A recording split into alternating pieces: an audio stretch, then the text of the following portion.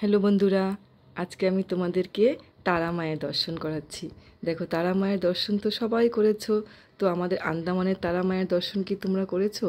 আমাদের এই মন্দিরটি জাগ্রত মন্দির। এই মন্দিরে এসে মায়ের সামনে যে যার মনের কামনা বলে, মা সবার মনস্কামনা পুরো করে দেয়। এই মন্দিরে আর দুদিন পরে শুরু হয়ে যাবে মায়ের বাৎসরিক পুজো। মায়ের বাৎসরিক পুজো এখানে মহাযজ্ঞ শুরু হয়, দক্ষ যজ্ঞ হয়। তার আগে মাকে সুন্দর করে সাজানো হয়। মায়ের মন্দির ধুয়ে মুছে প্রতিদিন তো করা হয়ই, তো বাৎসরিক পুজোতে একটা অন্যরকমভাবেই করা হয়।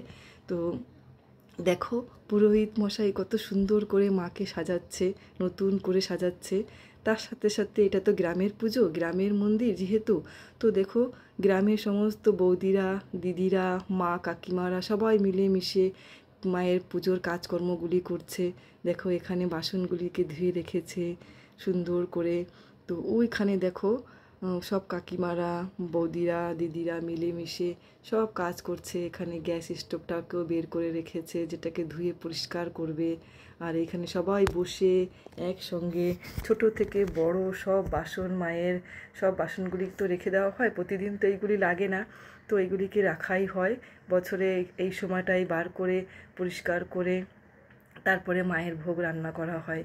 দেখো সব কিছু মায়ের প্রদীপ, পঞ্চপ্রদীপ, হাঁড়ি যেটাতে রান্না করা হয়, সেই কড়াইগুলি, বাসনগুলি যেগুলোতে ভোগ নিবেদন করা হয়, সব কিছু ধুয়ে পরিষ্কার করে তারপরে আর কালকে 5 তারিখ, পরশু 6 তারিখ থেকে শুরু হয়ে যাবে আমাদের মায়ের পুজো, মহাপুজো, মহাযজ্ঞ।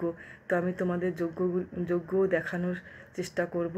ততদিন তোমরা সবাই ভালো থাকবে। দেখা হবে পরের ভিডিওতে।